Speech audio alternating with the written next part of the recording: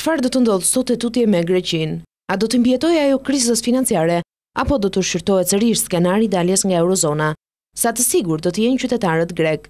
Këto janë pyetjet që mundojnë tashmë liderët evropian por edhe ekspertët financiar.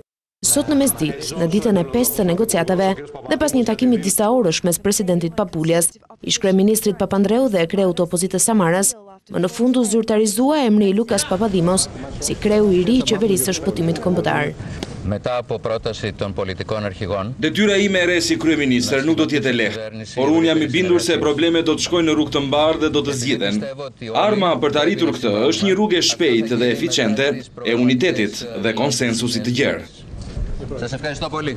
Por cilët do të jenë ata që do të ndjekin hap pas hapi, reformat që qeveria do të ndërmarrë për të përfituar ndihmën e BE-s. Kjo ende nuk dihet, pasi konstituimi i qeverisë së re do të bëhet të premte në orën 14. Emri vetëm i sigurt mbetet ai i Venizelos, sërish në krye të financave.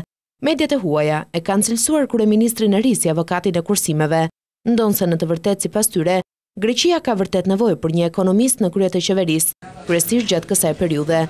Papadimos është cilësuar jo vetëm nga zyrtarët e lartë të shtetit helen, por edhe nga liderët europian, si një nga personat që punoi jashtëzakonisht shumë për ta bërë Greqinë antare të eurozonës.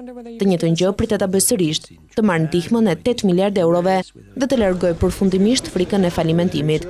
Zyrtarizimi i emrit të tij në krye të qeverisë ka ndikuar menjëherë në rritjen e tregjeve financiare në mbar botën.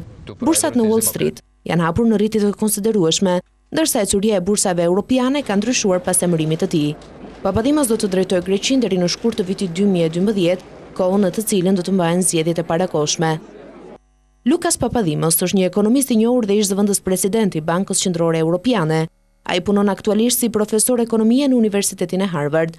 Në 1970 ai u diplomua në Shtetet e Bashkuara për inxhinieri elektrike dhe në 78 mori titullin doktor në shkencat ekonomike.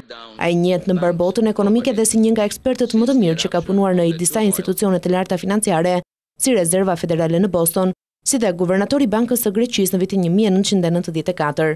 Papadimos ishte në krye të saj, në kohën kur Greqia kaloi periudhën e tranzicionit nga monedha drahmi në euro. Nga viti 2002 deri në vitin 2010 ka qenë krau i djathtë dhe zëvendësi i Jean-Claude Trichet, presidenti të BQE-s. Emri i tij u propozua si kryeministri i qeverisë së përkohshme greke, nga lideri i opozitës Antoni Samaras dhe gëzoi mbështetjen e ndërkombëtarëve.